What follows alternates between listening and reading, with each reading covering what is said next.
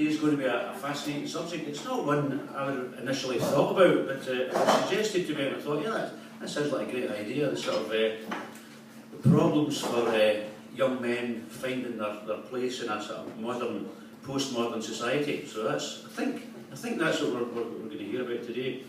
So the speakers are, John Carnochan is kind of known to us at the Glad Academy, I guess, because how many folk here were at the Carnochan?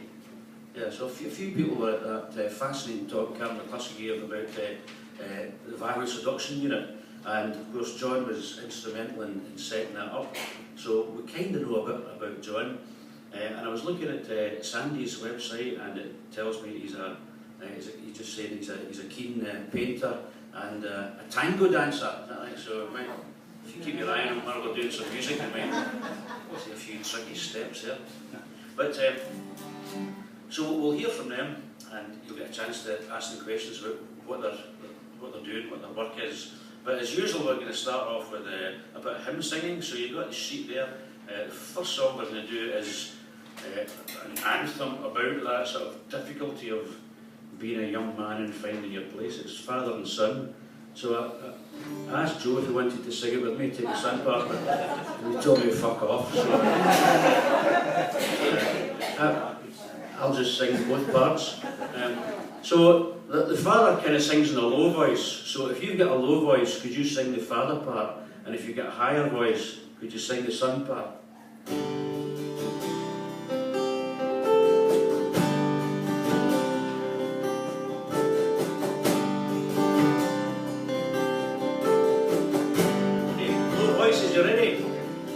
The time to make a change. Just relax, take it easy. You're still young, that's your fault. There's so much you have to know.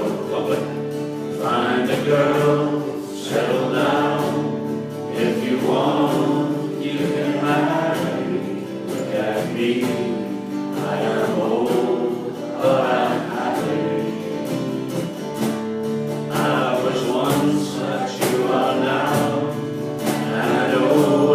It's not easy to be calm when you found something going on. But take your time, think a lot, think of everything you've got.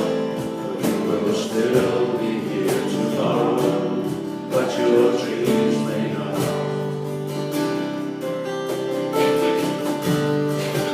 Hi, voices. Try to explain when I do, it turns away again. It's always been the same old story. From the moment I could talk, I was ordered to listen. Now there's a way, and I know that I have to go away. I know.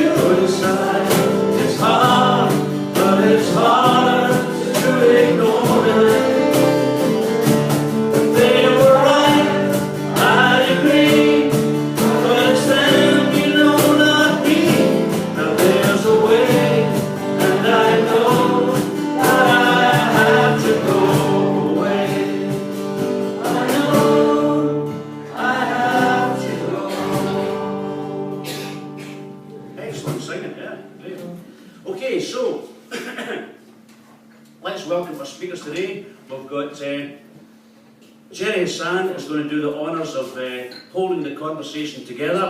But let's have a big welcome for John Carnochan and Sandy Campbell. Welcome everyone. This is Sandy Campbell to my left, and this is John Carnochan to my right.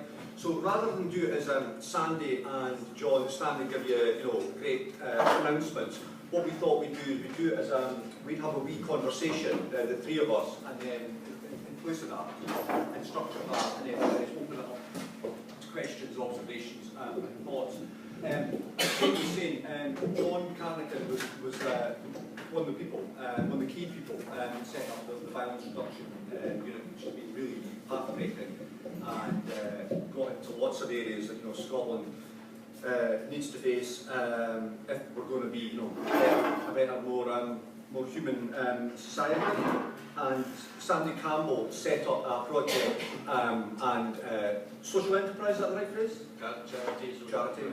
Called Working Right, which is on one level an apprenticeship project, but it's about how boys become men, and when I use the word project, that's kind of like doesn't capture half of it. I mean, it's lots and lots of kind of enterprises across Scotland and the north of England. John and Sandy are co-authors of a forthcoming book with Pete Seaman and David Torrance called On Being a Man, which is 4 Scots men in conversation. Now, maybe some of you will know this, but there's never actually been a book on Scottish men. I mean, there's lots of books we can think about Scottish men, like, like James Kelman, William McIlvenney, etc. But men thinking and reflecting as men, there never has been. So we thought it was a good idea to write that, try and address that gap. And so I'm going to ask you first, Sandy, and then I'll just give you a wee why you contributed to this? What you thought? Where were you that made you think I want to contribute on this, and what you wanted to say? Well, I think this does work. It works perfectly. I think this is a lifetime thing for me when I think about it. My age. Growing up in the 60s and 70s, time of massive change, realising the birth of feminism, the questioning of what the gender roles were, and then thinking, so what is it for me as a young man? What might it be for me as a middle-aged man? What does it mean? Is it just about taking your turn and changing the nappies and washing the dishes more often? Is it just that, or is it something else? Or is it trying to copy women? Or what does it mean for masculinity? And it's been running right through my life, this. About 10 years ago, just over 10 years ago, I got the chance to set up something, and now it's, I have to say myself, a fairly successful charity that is helping young people, not just boys, into work and apprenticeships using a mentoring approach, a mentoring method, one-to-one mentoring. And I started it out targeting teenage boys and going primarily for the construction trades. But it's gone beyond that. But it continues to be just as time goes on, more and more questions, more and more unanswered questions as well, about what is the renegotiation of the role of the genders, what does gender itself mean, what does man mean, what does woman mean, all that kind of stuff. And I just take the view that the voices, the contributions to this debate were coming from women. And men were kind of almost like standing back and saying, well, let the women have their say. Well, what about the guys? We're half of the human race, so we've got to have a say as well. And that's what brought me to it. Okay. And John, what brought you to this? It was less that ideal. I didn't have the ideal. I sort of stumbled into it as most things have happened in my life. There's never been a plan. I mean, we started the violence reduction about 10 years ago, and the plan was to try and do something differently, because what we'd done up till now hadn't worked. It just hadn't. And we were lucky enough that the people who asked us to do it, Chief Constable at the time, said, Willie Ray, said, just go on and do it. Do whatever you need to do. So we did. And every time we started to examine, look, why is this happening? And we always get back to early years, and we always get back to the role of men, and it's men who were violent. I mean, I thought back to my time as I was a police officer for nearly 39 years, and which I know you find hard to believe, and the heavy paper round. But I started then to reflect on the time that I spent most of that time as a detective, apart from 5 years, and most of that time investigating murders. And I remembered that when I spoke to the victims' parents, the look on their face was exactly the same as the look on the face of the parents of the young boy I locked up. You know, who was going to jail, and who visit their son in jail, and who was going to visit the graveside was really quite random, because the week before it had been the other way around. And it had been like that for decades and decades and decades. And all we had done was tinker around the edges of it. So we started getting this message out. And so we were asked to go and speak at lots and lots of events. And it started to occur to me that if I spoke at an early years event, you know, when it first dawned on me, it was a UNICEF event in Liverpool, and the theme was breastfeeding, and I was speaking at it. It was quite scary. I wasn't speaking about that particular endeavour, but there were 700 people there, 5 men. No queues at our toilets. It was a really good thing. When I spoke to primary school teachers, it would be 80% women, 85% women. When I spoke to secondary school teachers, it was there. I'm thinking, there must be something here. Lots of young men working through their whole life and never bumping into a positive male role model. And that's when I bumped into Sandy, first of all, because he'd come at it from another angle. And so when we started speaking to other folk, they were coming to the same conclusion. And I used to try and pick fights when I was speaking at some of these conferences and say, okay, it's about the feminisation of the workforce. What do you think of that? And nobody took me on. There was a sort of, well, maybe that's got some, you know, and I'm not saying that's what it is, but there was that notion of saying, we need to pay attention to this. There were some stats a couple of weeks ago. Single-parent households in the UK are currently 27%. In Glasgow, they're 43%. Now, that's not to say that single parents are not fabulous and do great jobs. They do, so it's not about that, because there's no absolutes in this. There's no either's and ors.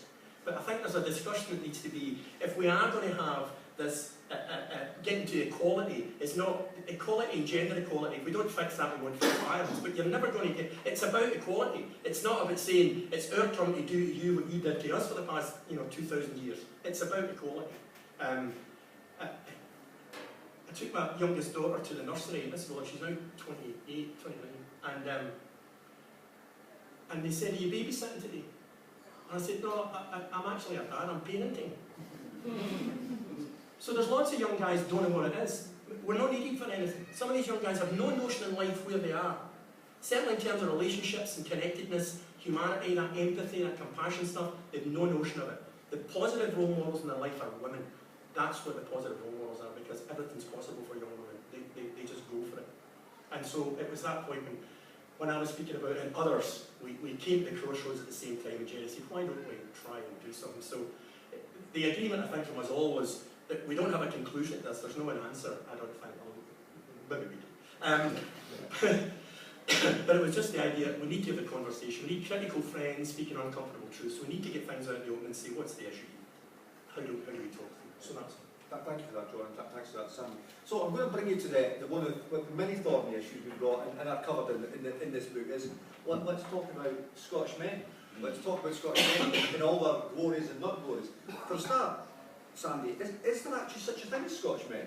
Well, this is interesting, because I think out of the 4 of us who are writing, as far as I'm aware, I'm the only member of the SNP out of the 4 of us. And I probably mention Scotland less than any of the others. I don't mention the referendum. I don't mention whether there'll be any votes, whether we're independent or not. And I kind of think, is there? I mean, still the question is still in my mind. Yeah, I think there are some things, but some of them are kind of caricatures that I think are a bit too sloppy. Rangers, Celtic, football, heavy drinking. And I just feel it misses the point. I think really we're talking about something that is a human condition, and it's got Western world characteristics, and it's got British characteristics, and yes, there are Scottish characteristics, but then there's Glasgow characteristics, and Edinburgh and Leith characteristics where I'm from. So I think the Scottish dimension is actually not the big thing, and that might seem strange, bearing in mind that I'm the only openly flag-waving nationalist out of the 4. But there is. But what I kind of like about what we've all written and how we've written it, because imagine if it had been a book in England on being a man, would the subtitle underneath say 4 English men in conversation. It wouldn't. Or if it was in America, or France, or whatever it was, it just wouldn't. We always put that Scottish bit when we're talking about anything, as if it's got to be about Scotland. We happen to be 4 Scottish men talking about men and being men in Scotland, and our reference points are stuff in Scotland and our lives in Scotland. We don't need to ram home the Scottish dimension of it. We're talking about, as Scots people, about the issue. And masculinity, being a man, what does it mean?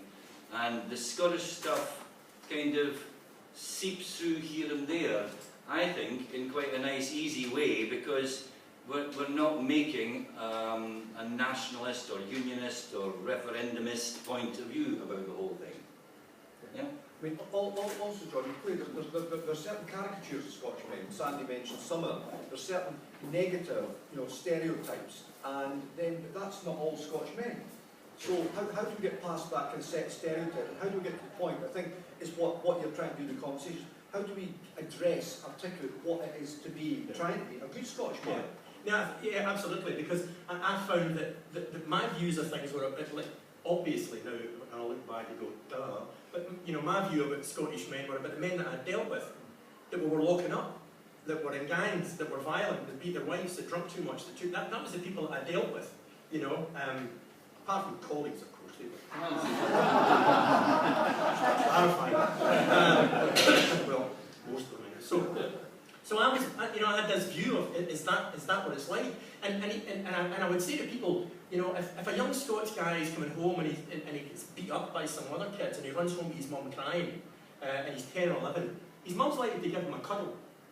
She's also likely to tell him to get back out there and fight his own battles.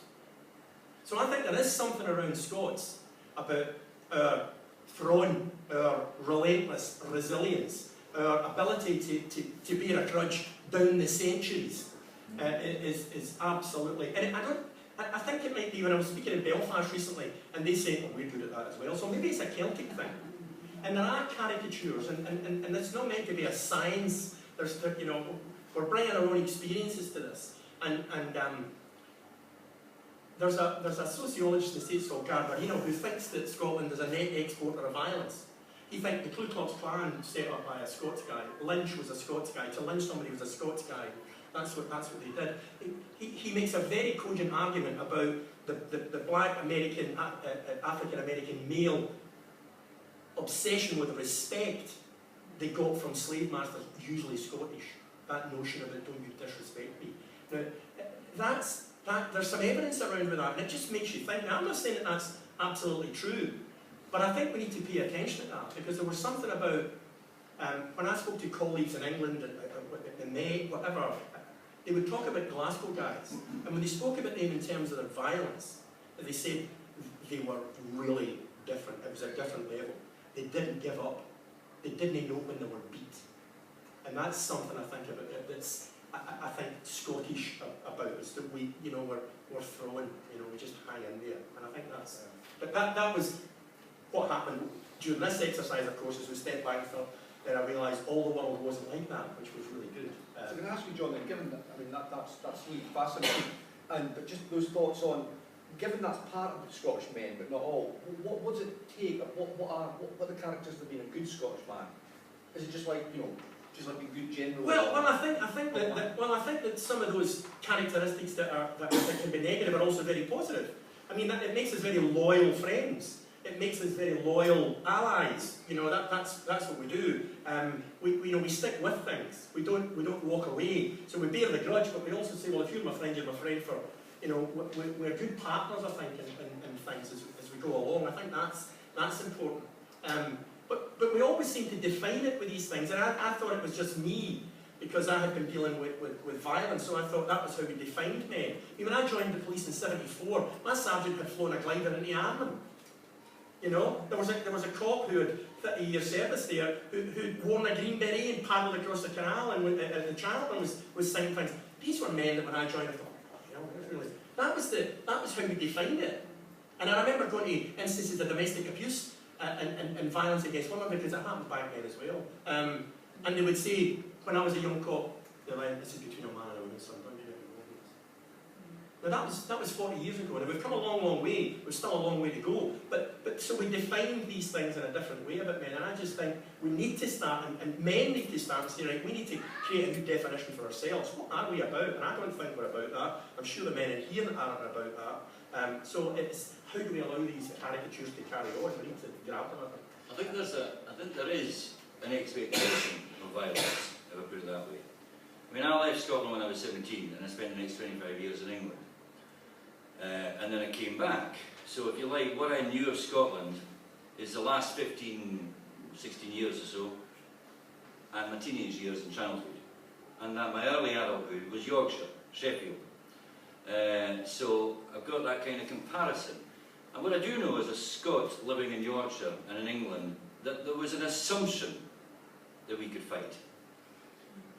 There was an assumption that that our accent was just that wee bit scary, you know. And there was that kind of you should have been like that.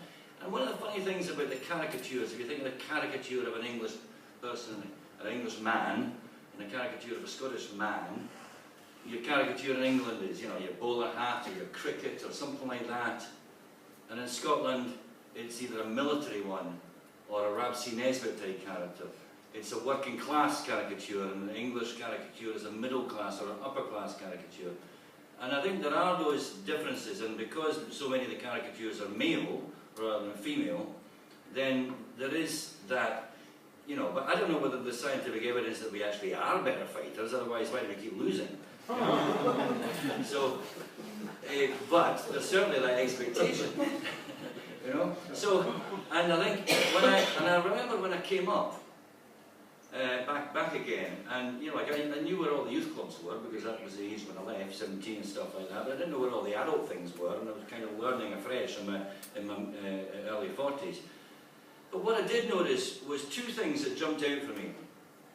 Apart from the fact that it was very white when I came from Sheffield, which was, you know, a real mixture of races and backgrounds. The area was in was predominantly Punjabi, Kashmiri, and African Caribbean, white working class, and then this phenomenon of the southern whites who'd come up and taken all the best jobs in the town hall, you know, that kind of thing.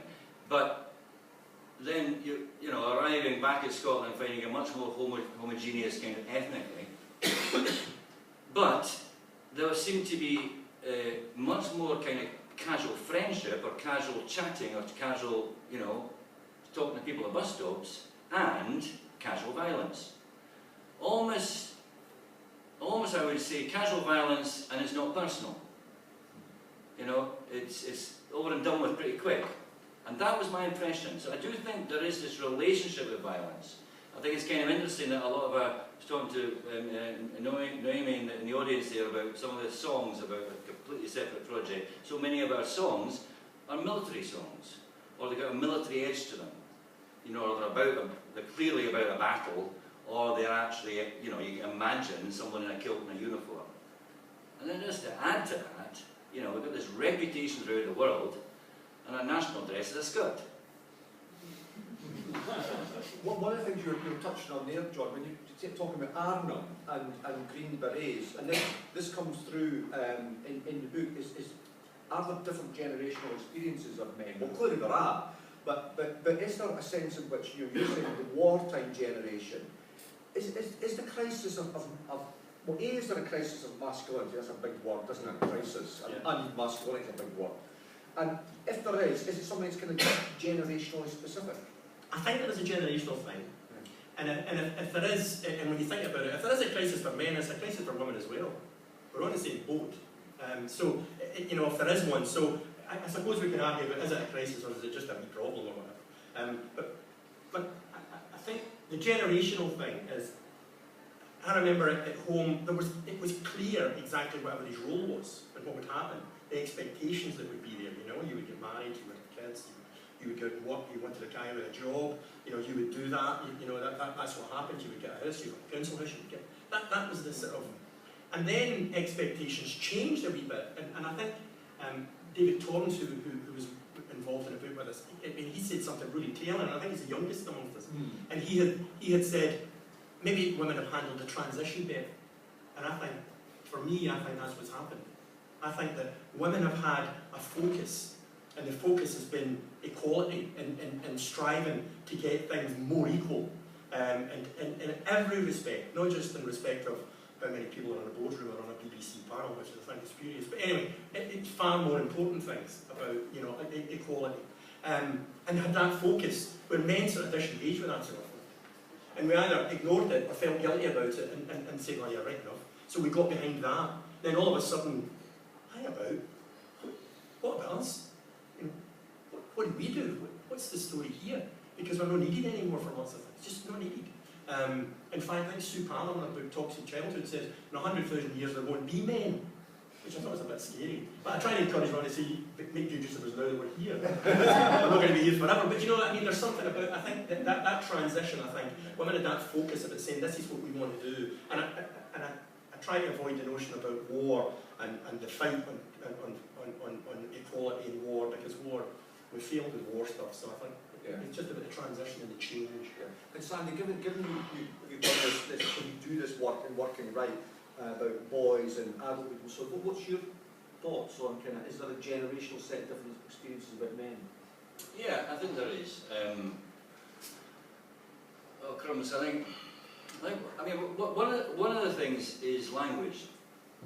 I think men, maybe it's a tradition, maybe it's just the stacking up of the decades and the generations, and that things for, you know, regular, ordinary, working class, middle class men, not necessarily the ones who were ruling us, there was a lot of routine.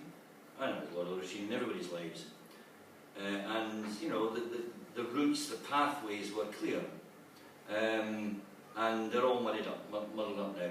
But I think it's partly the language. I remember this particular story of these two plasterers who told this young lad, and it became pretty clear that he had severe reading and writing problems. I mean, we call it dyslexia now, but I think, you know, anyway, that was his. And they noticed this because he wasn't reading the paper, he wasn't reading the sports pages, and it didn't make sense because he's mad keen on football. And they noticed this themselves, and without saying, right, we need to do something about your literacy, we'll get you into an evening class, or we'll get a book, or this and the next thing, they subtly taught him, helped him with his reading from the back pages of the Daily Record. You know, you may think that's a bit of a contradiction in terms, but it was, they did it. And without the youngster realising that this is what was happening. You know, it wasn't a deliberate, we are going to help you with your literacy. Anyway, I bumped into them later and I said, you know, I've been hearing what you've been doing, it's fantastic what you're doing. And the response is, it was nothing, we'd have done it for anybody. And that's such a typical man's response. Don't praise me in that way. Don't do it that way. This is something that, knocking it back. Now I think with younger generations, there is more of an equalisation of language and more encouragement. You could maybe even say that part of the fact that the education system is these days predominantly dominated by female professionals, there is more of the female way of communicating being introduced into the teaching method. I often think that girls are far better in a circle at that kind of cooperative and competitive and kind of that sort of chat, and boys don't do it that way when they're young. It's more head-on, or it's more side-by-side, and there's a different dynamic. And I do think that, and in youth clubs I notice this as well, youth clubs are very much encouraging discussion. What are we going to do? What's our plan for the next term or something? And that's not really, in my view, a way that boys find that easy. You know, the stuff going on in that teenage years, when the boys can't cope, many of them can't cope with that kind of lay the hormones to one side and let's actually talk about this. No, it's a stage where I've got to firstly sort out whether I'm the top dog amongst the other guys here and get the attention of the girls. And I know I'm being hugely generalistic in my statements, but I think there's a lot of that out there. But I do think, and I'm increasingly impressed by a lot of the younger men I know in their 20s and 30s and so on, where there is far more kind of engagement with, say, like emotion or upset or hugging their fathers and that kind of thing. That is much more common now. So I do think there's a generational difference in that way. But still, you know, there's certain core issues that I think are still there. Yeah, yeah. And do you think, John, then, that some men anyway, there's a disorientation or a dislocation of what's happened in terms of society?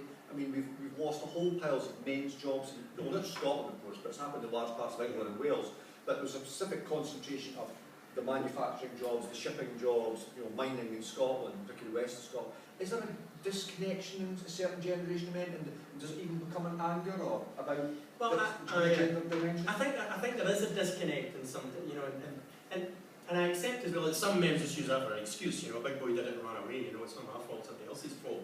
But I think the context that we have, there is that notion that we conform to expectation, and the expectations we normally get are the things we see around us, and that will be family and friends, and if we don't have that, if that's that broken, disjointed thing, you don't have that. I suppose it's more stark when you get into, at the end of the day, it's about relationships. The reason we're at the top of the food chain is because of relationships. The reason our brain's the size that it is so that we can connect to other humans. It's so that when we see somebody getting presented with a gold medal, we can get emotional. We've never met them, we never ran against them, but we can get emotional. You know, my wife can get emotional when she sees George Clooney, for God's sake, and that just does nothing for me. But you know, but that's the way we are, and when that disconnect happens, it makes us very uncomfortable. We lose that sense of exactly where we are, and I think it's, well, I know there's evidence that suggests it is stressful, it causes stress, and therefore we start to react in a different way to things. We react maybe in an aggressive way because we think, well, that's, you know, and not necessarily physically aggressive, but just in our attitudes to things, and you know, and I think that's what keeps inequality going. You know, the gender inequality sometimes is kept going by that sort of notion as well, because men, and I think my generation, always fall back onto that in the back of our head. It's about, if the worst comes to the worst, we can punch them, you know? I mean, I remember being on a train with, my wife's a school teacher, and we're on a train one day, and we're coming from Carnochan to Glasgow, and it's a nice part of the world, and there's no one else in the carriage. Two guys got on at Craig Newton and Wisher, I know you know, give Craig Newton a hard time, but they got on at Craig Newton, and they've got a bottle of Buckfast, tonic wine, and when they come on, they drink it. And of course, Buckfast has got a high saccharine content, so they get drunk very quickly. That's the advantage of Buckfast. And the language was atrocious. Not directed at us, at each other. It was absolutely atrocious. I mean, they were using swear words even I'd never heard of. And my wife, not just me, said, go and speak to them. Because my wife's a teacher, she has never ever come up against violence in her life, either in her personal life or her professional life. All these fantasies on TV. She presumed that she would just go and say, come on guys, that's the language is ridiculous. Whereas a man, I'm thinking, the final scene in this script is either I'm throwing them off a moving train or they've thrown me off a moving train. And that's the difference. In Glasgow, John Butcher was head of secondary schools, and in Glasgow they've reduced their exclusions from schools by about 80-odd%.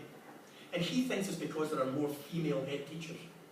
Because female head teachers take far more of a empathetic connection to things. Let's solve this problem, what's this about? Where a man would say, you're a problem, out. That sort of notion. Now, I don't know if that's true, but these things are, well, I certainly know John Butcher told me that's true, but I don't know if that would be supported by the you know, scientific evidence around it. I think there's that notion about how we deal with problems and how we deal with challenges. And we need to get a bit, I think they need to get a bit smarter than that, a bit softer about it. And do you think of that, Sandy, that, you know, you said that important word there, empathy. In all those sort of sets of changes, is there an issue about empathy in Scotland? Is there an issue about it with men? Our ability to empathise with other men, yeah. or in general. Generally. I mean, I think this violence thing, the more we're talking about it, what I was thinking there as John was talking, and this may be a roundabout answer to your question. I take the view that male identity is more fragile than female identity. I take the view that for boys growing up, it's scary, and the scariness is from other boys. And you learn very quickly, before primary school, to make sure you're not the butt of the jokes, you're not the one who's going to get picked on. and the danger is the other boys. And when you think about puberty and what happens in puberty, for boys, you know, it's this funny changes in the voice, there's a bit of fluff around the chin and so on, but you know, we're not going to be able to have children at the end of it. Our bodies are not going to change to that massive degree. And I do think throughout history, male identity is fragile, and that's why when we're insulting each other, when men and boys are insulting each other, all our insults are to accuse you of being gay or being some way feminine, or something that is alluded to as feminine, because that's the biggest insult you can get. And part of what goes with that parcel, or that package, is that the proof is that you can fight. And the proof is, and I feel like at my age even now, in that kind of situation as John's describing, I would know that feeling of, maybe I ought to get up. And if somebody knew the kind of work I would do, they say, well, you deal with teenage boys, you'll be able to talk to them, you know. And I know also the fear that would be inside me as to what would happen next. And yet I know that there's that expectation there. And I think it just stays with you throughout life, because I think that we are on, as men, we know that experience of that it's a different kind of violence from men than women experience from men, but it's still a scary experience. Now, can we be empathetic? I think my own views, yes, of course we can, but I do think the experience of a boy growing up is one where you go into yourself and realise that I could be under threat from the boys my age, and that and I think that has an effect on whether empathy flows. Sorry, I think as well, for some women, and this is where I have to qualify this, I'm not talking about all, but for some women, their experience of life is an experience of violence and aggression and bullying and coercive control. That's their experience of life.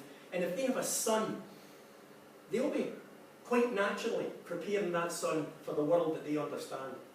And the world that they understand is not a world of cuddles and oxytocin, and you know, it's a world of aggression where you'll need to fight. You'll need to do this. You'll need to stand up for yourself, because that's their experience. Now, that'll not be the experience of somebody who lives in the South West End, where it may be quite different. That's not to say that there won't be domestic violence and violence against women out here, because there will be. But in that, so that mum is preparing her son for a world. She's, you know, she wants him.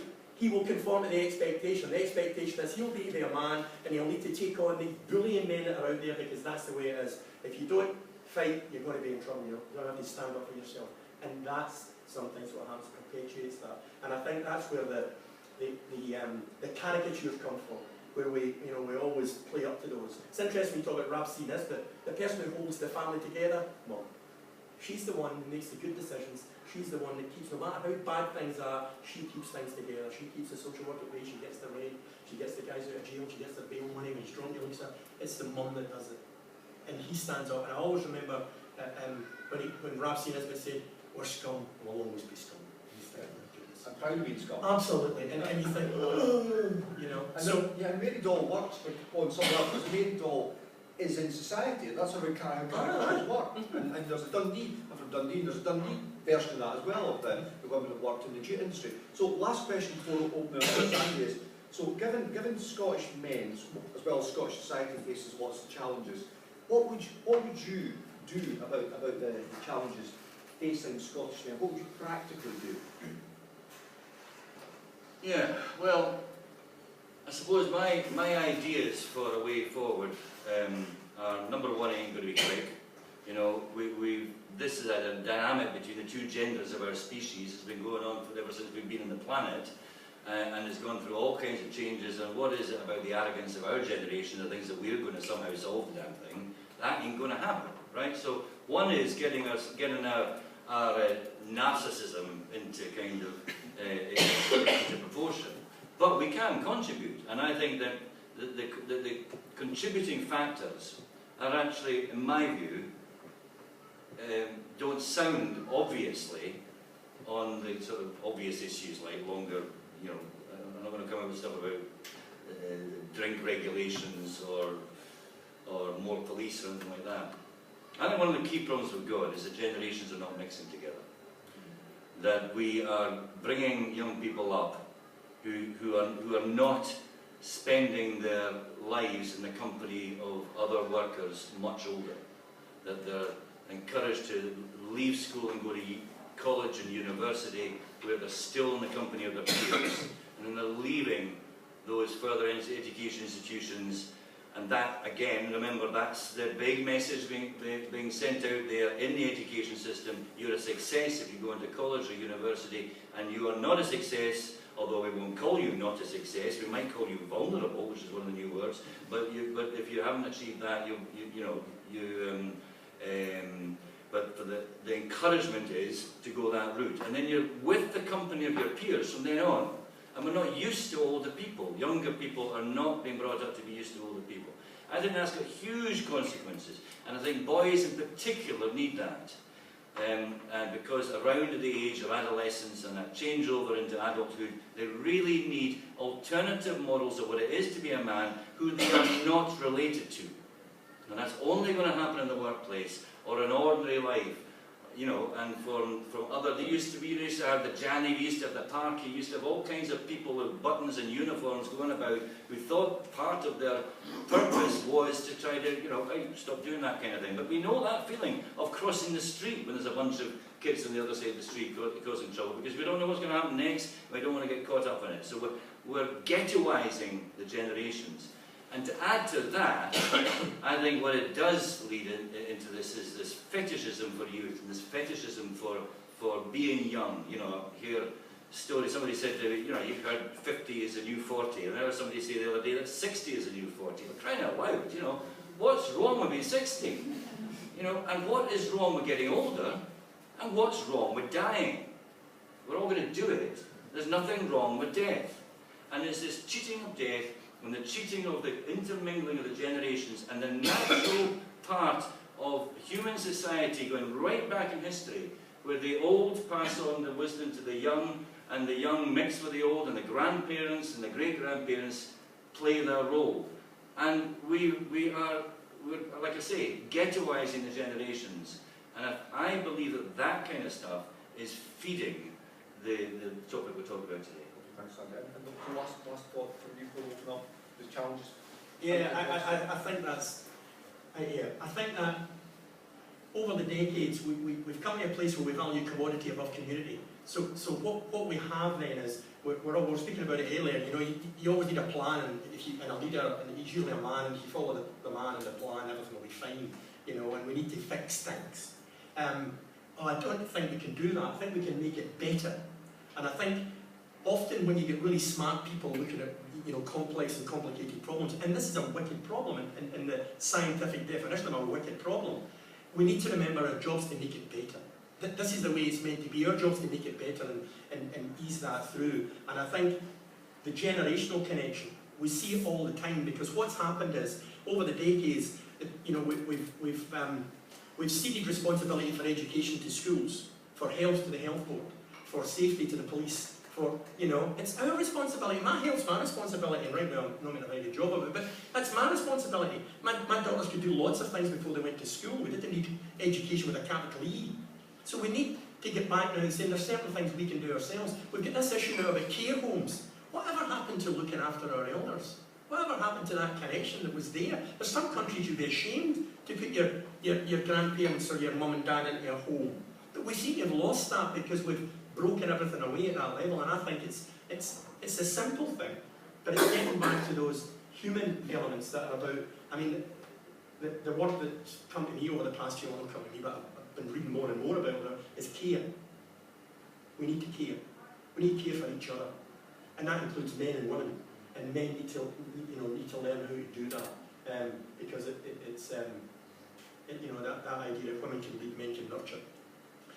And maybe we could start doing it by, I think if we valued kids, for instance, because I don't think we do that in Scotland. I think we tolerate them, I don't think we actually like them. But if we actually started to value children, and we got away from the strap line that said, let's make Scotland the best place in the world to grow up, well, let's do that then. Let's decide to do it. But some of the policies we're doing right now, we're deciding not to do it. And it is, let's just decide and do it.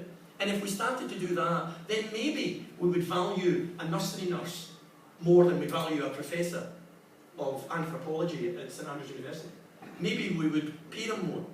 And maybe then you might get some men in it. Maybe we'd realise that we could do that. I know of 2 nurseries in London that are run by men. Run by men. It was a wee plan I had. I was actually going to do that up here when I had set up a nursery for men. Because we need to do that. Because we don't. There's that. You mean a nursery for the grown-up? To be run by men, Jim. Thank you. I think you're on another idea. No, it's another idea. No, but I think we need to start and make the change. And I think we need to realise as well, and I think Sandy said it too, we need to start and make it better. We're not going to fix this. But I think we need to start and make it better. We went from the Enlightenment, where we discussed things so that we can understand them better. And now we're at a stage where we want to fix everything. We'll get a new strategy, and the new strategy will fix it. Strategies never fixed anything. Policy never fixed anything. 99% of failure occurs at delivery. So why are we worrying about a new strategy and a new policy? And everybody's involved in that. Oh, here's a new policy, that will fix it. Here's a new strategy, that will fix it. Curriculum for excellence, and more choices, more chances. The truth of the matter is, it's straightforward. It's people and communities that are assets and can connect together, and I think that's where it happens. Okay, so we have John and Sandy. Let's have some thoughts and observations or questions from the gentleman here. Well, I was just interested by the father and son thing, because I remember doing a survey of dads and finding out how they experienced being a father. And he was talking about his own father, and he said, well, we never got on, he was an awful crap when I was a teenager, right? But now he's grown up, my father's grown up, we got a dad. And I thought that sort of said a lot, really, because, how do fathers learn to get on with their dads, their kids and that? And I'm just aware that when the parenting strategy was set up, fathers were along a special group, along with drug and alcohol abusers. It was. And I thought, what? Half of it's a special group. And we've got some weird ideas on how to address fathers and get on with fathers. And fathers themselves would really like to help, but don't get the opportunities. I think it's a shame. Yeah, absolutely. Well, Sweden, they do the maternity, paternity leave. They can share it between mum and dad. And in Sweden, they talk about latte dads. And they're the guys who take the leave and they go down the park, meet their pals with a latte and talk about football and whatever they're doing with their kids while their wives are back at work. And then they'll go back and share it. And if we're really serious in valuing children to make it the best place in the world to grow up, that's what we would do. And we would fix it. We wouldn't be knocked down by saying, but that's really difficult for small companies. We'll help small companies. Sandy, do you want to come in on the importance of dads? There's a lovely story that I like that I think illustrates this. Three ages of men. First age of man is, my dad's better than your dad. Second age of man is, Dad, you don't know bleep, bleep, bleep about anything. Third age of man is, as my old dad used to say. And the thing is, the 3 stages have to happen. And the last one, unfortunately, doesn't happen enough. But the middle one does have to happen. And this is one of the things that dads, parents, find really hard to cope with the fact that the function of an adolescent is to kick against the system. And it is the function of the elders and the generations of society to be able to hold that and not just back off and say, the kind of bizarre place we've got to where the tiny little bit of the wrong word is picked up on. And so the kicking against the system has to be extreme. Knifing and stuff like that, knife crime and the level of the violence, because the smaller ways of kicking against the system are so heavily policed by the CCTV cameras and all the codes of conduct and how we should do this and how we should do that and what's your language about this and what's your language about that and that's the discriminatory language and so on. But what I would feel is there's a kind of a fear about letting adolescents be adolescents because actually us as elders can't cope with it and we can't hold it. And so we're trying to regulate the adolescents out of them. Yeah. I think it's part of the human condition. It's about taking risk. That's what we do. That's what we do. It's an inherent thing. And the risk, if there's no risk at home because your dinner's going to be okay and you know, that stuff, then the risk is taken elsewhere, whether it's alcohol or drugs or gang fights or whatever. You take the risk somewhere else, and that's what you do it. So let's have a couple more thoughts and observations. You want to go? Sandy, would you say just a wee bit about what you're doing with Working Right? Because that seems really interesting to me. Well, I mean, in many ways, you know, there's a lot of organisations out there who are trying to tackle unemployment and getting youngsters into apprenticeships. And in the face of it, that's what it is. Working Right is a wee strapline, the Youth Employment Charity. That's what we do, tackle youth unemployment. But we have a strapline that I think kind of gets to the core of it, which is everyone remembers their first boss. And often when I say that, I almost see little bubbles coming up, you know. And it's what we say to the tradesmen and the small employers. We only use small employers. We put these youngsters into 6 months working placements with a small business.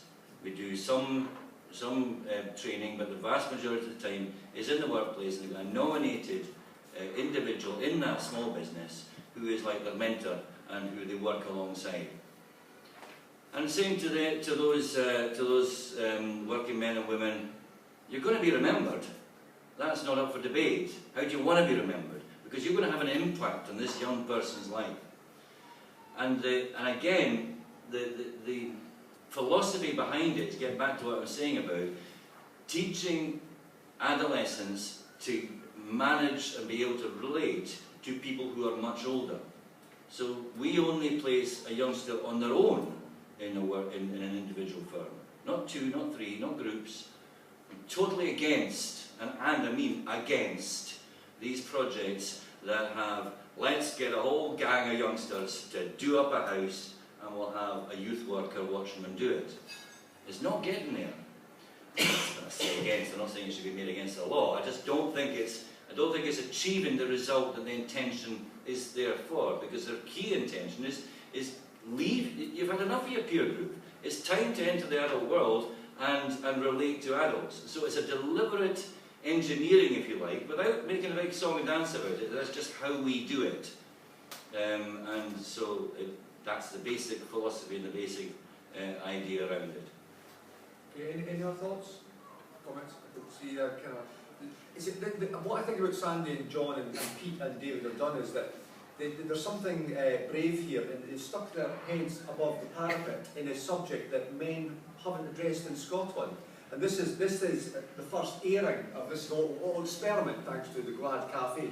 The first, attempt to see how people think about it. So, I was just thinking about some of the strands of what you were talking about. We are talking about change in the nature of what men do. Generations of folks have had no work and stuff like that. Is there a connection between the animated people feel and the fact that there is no physical work to them on a daily basis? And is that connected to the fact that we've lost manufacturing, so you don't get the situation where they mix with people of a whole variety of different ages, who almost take a responsibility for them as well? Yeah. It's easy to talk about the problem. The question is then, how do we reintroduce folks to the situation where they're less likely to be in sort of peer group communities, and much more likely to mix with people across the generations, so that they do have, not necessarily purposefully, but actually mentoring opportunities from both sides of the generation. I mean, what do we do with that? Is that too many bits? No, I don't think it is, because it is. It's what we're trying to do is fix something that's 1,000 moving parts. So I suppose the positive way to look at that is it doesn't matter where you make a start, you'll start to make a difference. So it doesn't matter whether you start with what Sandy does, or you start with the early years and you do that. But I think what we were interested in was that what underpins all of that is the role of men in any one of these things. Whatever the mentoring is, whatever the role model you're looking for, where are the positive male role models? And how do we get them together, not just with the boys who are in trouble, not just with the boys who've had really difficult lives, but for every young man, what it is to be a man, what it is to be in a relationship, what it is to respect women, what it is to make good decisions about yourself. All of these things, whether you're at and we come from the end probably where we're dealing with young lads who are the most challenging. So it's easy to see it at that end, and there's a danger that we otherize it That we think it's only those poor folk, it's only those folk from that area, it's only these, you know, that group over there, and it's not really your guys. And the truth of the matter is, I think this is all about where we start to do it, because we're not going to, if we've already decided we want Scotland to be the best place to bring up kids, then what's the role of men in that, the point you're making? It's not just about stretch targets at health to see how many nurseries you've got and all that stuff. It's about, okay, what will make it good for them? How can we give them the most complete, you know, universal upbringing that they can get in terms of what's there? Men need to be a part of that. And my personal worry is they're not. They're not, because the structures that are there and the current climate and mood music has us as an afterthought, oh, well, we better think about, oh, I like dads. I'm right, of course, dads. So I'd like to get to the stage where dads are on the same page and we think about that on the same thing. And I just think it takes men to step up and say it. It's like violence against women. Violence against women is about men's behaviour. It's not about women's behaviour. So men need to stand up and challenge that, not just women. 99.9% of rapists are men. So why are we telling women to watch what they're doing when they go out? It's men's behaviour that's the issue. So we need to challenge that as well. And that's the men in this room. To challenge inappropriate comments, to challenge sexism when we see it, to challenge inequality, inappropriate, and challenge it every time at the lowest level. Because that low level stuff, the snide joke, the photograph, I look at my girlfriend, I finished with her last week, that sort of stuff is the stuff that supports the top end, the violence and the coercive control. And men need to step up and do that. Because women have taken it so far, and I think the role now for men is to do that. So for me, I see that as a legitimate in for men to start talking about their role. Okay, now see, this is what happens. People begin to warm up as kind of like, so, over here. I do think there may be something in this idea about a nursery for grown-up men. And the reason I say that is that I've just been sort of thinking about, you know, what Sandy was saying about how we respond to young people. And it seems to me that one of the things that we really struggle to do is have firmly embedded in our kind of cultural discourse the value, the dominant value of empathy. All of the time there's a, you know, caricature it as a struggle which says, you know, dominance or control or power is more important than empathic connectedness.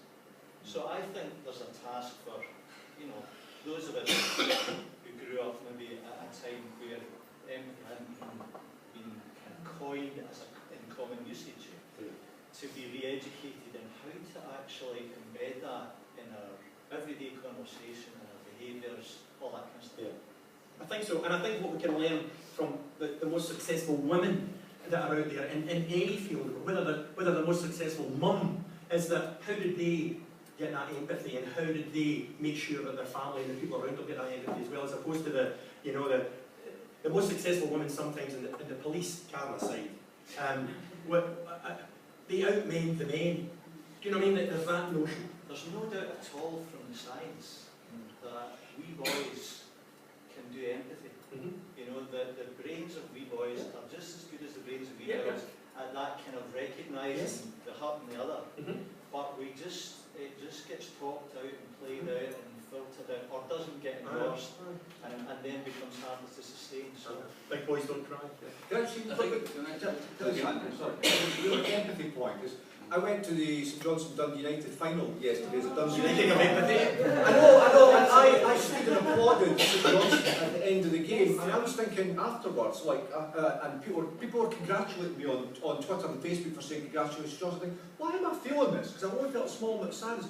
And what happened to me was that I went to all 42 football grounds with my best pal, and we learned something which we would call universal stupidity of football fans. That all football fans can be stupid, and we then learned to kind of, you know, empathise with them and kind of think about what they were going through. So I think you have to kind of put yourself in other people's shoes. I mean, it's kind of literal, isn't it?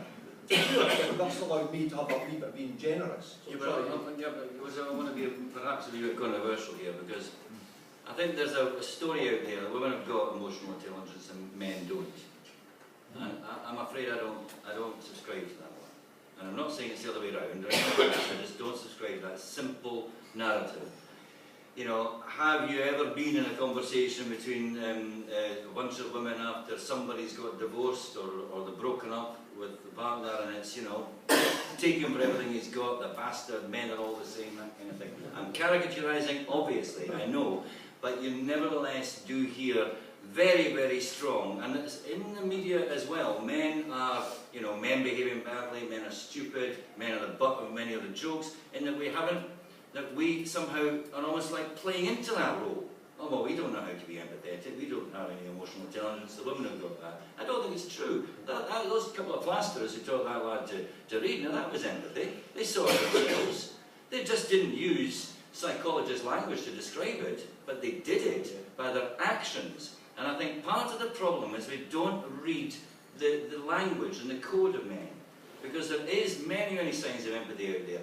Unfortunately, sometimes we've got to get drunk to show empathy, you know, and then you see it, I loved you since, you know, all that kind of stuff, falling over each other, almost embracing each other in embarrassing forms, and permission given by drink. There is that affection there, and there is, and I think, you know, I wouldn't necessarily argue that the balance, about where the balance is, but I was saying that what we're not is we're not recognising where it exists on the male side of the genders. And I don't think that's doing us any favours, because if we constantly say men don't have empathy, men don't have emotional intelligence, well, okay, we ain't got empathy, we ain't got emotional intelligence. I'm a Hibs supporter, we got thrashed by Hearts over and over and over again, in cup finals and everything, and this guy here tells me to be magnanimous towards Hearts. It ain't going to happen. It's never going to happen. Well, I mean, it's really, but that thing about... Does that mean I don't have empathy? No.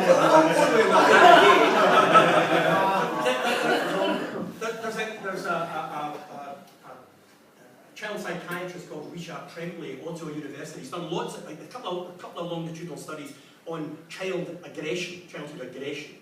And he was over here a few years ago, and we had dinner with him, and I always ask because I'm not the brightest boy in the world, so I was asking him the really straightforward questions. And I said, how do we learn to be violent? And he said, well, look, you should maybe think about that the other way around. We don't learn to be violent, we learn not to be violent, particularly in name. So, you know, we have that, and if you think, I mean, you need to get right back to that basic stuff. One of the reasons we're at the top of the food chain, we all have that capacity for lethal violence. That's what we can do. We can do that. But what we do is we learn to communicate, negotiate, to compromise, empathy, so that it becomes the last tactical option. And some people don't have it, but it's always there as an option. And for some, it stays number 1 or 2 as the option. And it's up there the whole time because they don't learn the other stuff. And normally they learn the other stuff from months. That's where they get that attachment, that's where they get that notion of, here's how you read, here's the emotional intelligence, here's how you read other people, this is how it connects. So I think there is something in that about how do we give young people, our men, empathy. It's about treating male babies and male children in a different way. No, big boys don't cry, don't let them do that to you, you get back out there and do that. There's a gun, your wee sister's getting a doll. I know that sounds really twee, but that's the sort of stuff that will make a difference to you. Okay, we've got the woman here. Yeah. You talked a lot about some of the big hot topics in men's behaviour. What about housework? Have you talked about that in the book? Because women are working more and more in households, and yet we still see that women are still carrying most of the burden around domestic duties. What about Scots men in housework? Well, I can only tell you about my experience. My experience is I do all my own island. I'm in most nights before my wife, so I cook the dinner most nights. Although she's a great cook, and she's taken some chances even when I get her. My oldest daughter, who's a detective sergeant in the murder squad, and I asked her if she gets the same discrimination as I remember back then, and she doesn't think she does. But when I ask her some questions, she does. Her husband does all the cooking in the house and cleans up to it. So my experience of that, but I understand exactly what you're saying. The women's job's to do that. I suspect this audience, probably most of the men that I know in this audience do more housework, but you know, in Scandinavia, you were talking about Sweden, you know, the figures are higher, you know, there's more equality in terms of jobs, and yet in the UK and in Scotland, we're seeing that women still carry on with domestic chores. Do you touch on in the book? There's no question. Well, specifically on housework, I'm not aware of it. We did. Well, what I would can just say, But- as Sandy's scrambling for his answer here, is what we did do is one thing, because the book was deliberate about men talking because of this silence, men being everywhere and nowhere. But we thought, there's 12 women we got comments from to say, what would you like to hear from Scottish men and what would you like to take action on? So after they've had their conversation, the men then respond to the thoughts of the 12 women, which is about, not specifically about housework, but about a whole host of kind of practical things. Well, just to kind of continue the theme of controversy, I do think it's, you know, the solution is not, in my view, to make us all the same. And partly because we can't do it. It won't happen. And one of the comments in the bit that Jerry's talking about was kind of a complaint about men being interested in football and drinking and going out with their mates. Well, I'm interested in football, I drink and I go out with my mates, and I'm not going to change. And neither of my mates are going to change, and I hope they don't. You know, that doesn't mean I think we want to do all sorts of other things, but that is it. Now, there's something about the deal between two people who get together and form a household. What's the deal? And what I agree with is the deal has got to be, in some measure, a fair deal. It's a kind of a business deal on a certain level. I mean, marriage historically, going right back in history, was often a business deal. And so, you know, and if it is the understandable business deal because it makes sense that the woman's doing the cooking and the man's putting up the shelves, then so be it. There's plenty of shelves to put up, or there's plenty of things to mend. And there's lots of jokes about it. I remember, you know, not a joke, it's a kind of a true story of this. A friend of mine, a male friend of mine who's a psychotherapist, and there was a couple arguing about housework, you know, and the woman is saying, well, I'm the only one who cleans behind the toilet. And the man looking, does the toilet need cleaning behind? You know, with that kind of look in his face, as if I never knew that it needed to happen. But, you know, it is about, is the toil of being a household fairly distributed? I think that's the question, not whether one does one thing and one does another thing. There's a two things that you know, well, anyway, there you go. What do you think? Because you're smiling, are you thinking they're answering it or avoiding it? I think, like the point Graham was saying, you know, girls aren't born knowing how to clean behind the toilet. But if somebody isn't clean behind the toilet, then you're going to have a smelly house. Yeah. And society does seem to support still that it's the role of women, and I think that's up for a challenge.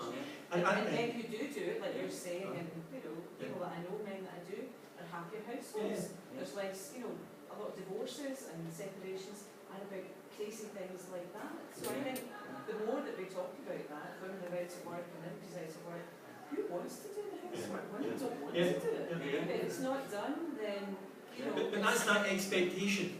That's where we start to conform straight forward. I mean, that's how you change it. Kids will fulfil the expectation that we give them. And then they'll create their own expectations when it's there later on. But if we do that, it's the classic. I mean, I remember listening to a guy called Jackson Katz, who's an American, who was talking about violence against women. And he said, you know, all Walt Disney's films are misogynist. I mean, every hero's a man, every victim's a woman, every bad person's a woman. Think about it. In Beauty and the Beast, I'll lock you up till you love me, and then I'll let you go, and one kiss will make it better. And I'm thinking, holy shit, I gave my daughters every one of them. I've done it. So we do that without even thinking about it. And that's how we need to have the conversation